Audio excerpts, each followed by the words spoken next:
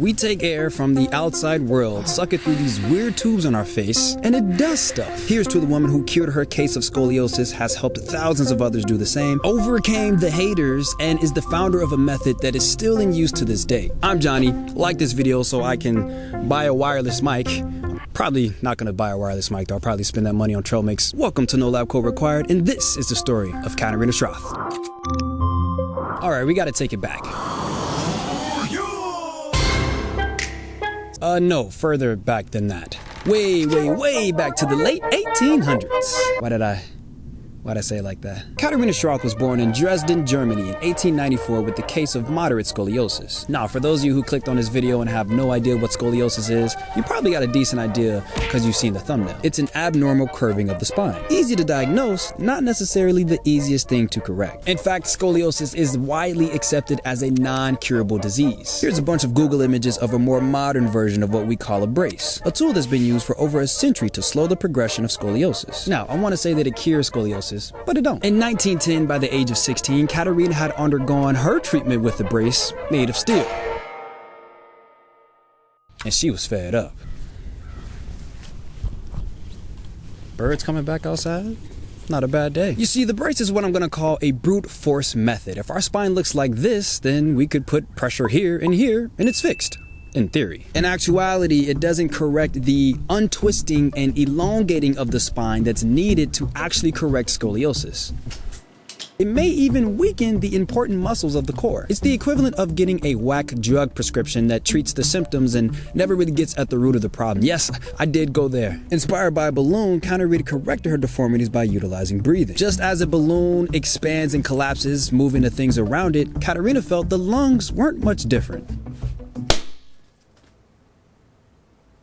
In front of a mirror, Katharina would twist and bend her body. She would breathe into her concavities selectively, holding positions that filled one lung with air intake and limited the other. She would overcorrect her curvatures, focus on breathing, and maneuver her body to loosen up her rib cage. And within 5 years, Katharina Schroth had cured her scoliosis.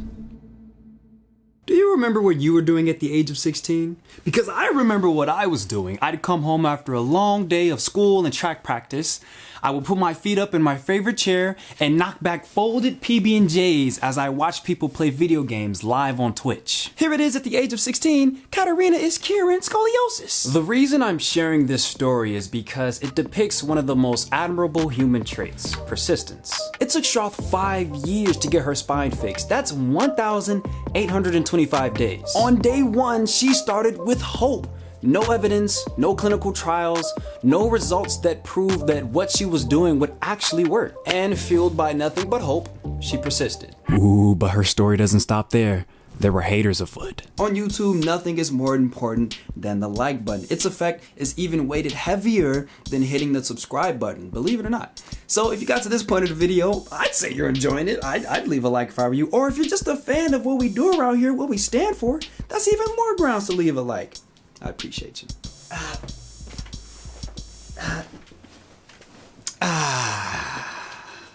After Katharina functionally cured herself, she would go on to invent the Schroth method, which she would later take on to run a clinic to help others. She worked outside in a sunny garden with groups of patients. They had a little hut they'd go inside of if they needed to. They had special tools and bars used to treat and correct scoliosis. They performed their motions in front of mirrors so that they could have accurate feedback. This camp and its method were met with backlash and ridicule from German professors, one of which in the late 1920s, a professor from Leipzig, Germany, would heavily push against the Schroth method. Schroth's clinic was in Meissen, Germany. That boy was hating from 112 kilometers away. Well, I guess calling those professors haters isn't totally fair because they only argued that Katharina didn't have a professional license, she wasn't a physician, she just didn't have the credibility. Now, on paper, this is true. But what does it matter? It must be incredibly difficult to fight for yourself and your methods against the popular medical community. Not only that, but being a woman in the 1920s, unfathomable. Schroth was unstoppable. When you see the vision and you believe in it, it doesn't really matter what others do, you keep going. After World War II, Katharina was forced to close her first clinic. However, it isn't totally clear if she had to do so because of the effects of war, or if it was because her opposers were juiced up on that haterade. But either way, she had to pack her things and go. There is an important person in the story who we have yet to mention, Katharina's daughter, Krista Schroth. Being more than just a helpful hand in the clinic, she would actively help correct patients, just like Katharina. They were partners. In the early 1950s, they would go on to be employed by the state to offer their services in a medical center in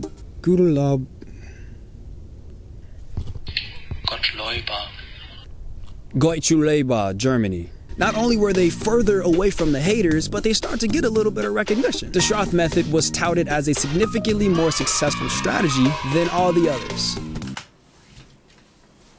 In 1961, the Schroths hit the New Beginnings button. They moved to the west side of Germany and they founded a new institution that was bigger and better. The Schroth method itself was advancing and Krista Schroth started to take more of a lead foot on things as Katharina was less active. Even though with all of that success, Katharina still often fought with German professors at the time. In 1983, they changed the name of the clinic to the Katharina Schroth Clinic to honor the founder, who just 2 years later, at the age of 91, passed away.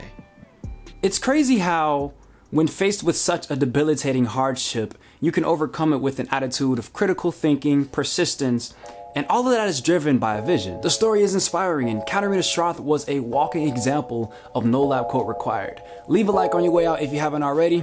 I'ma get about your way.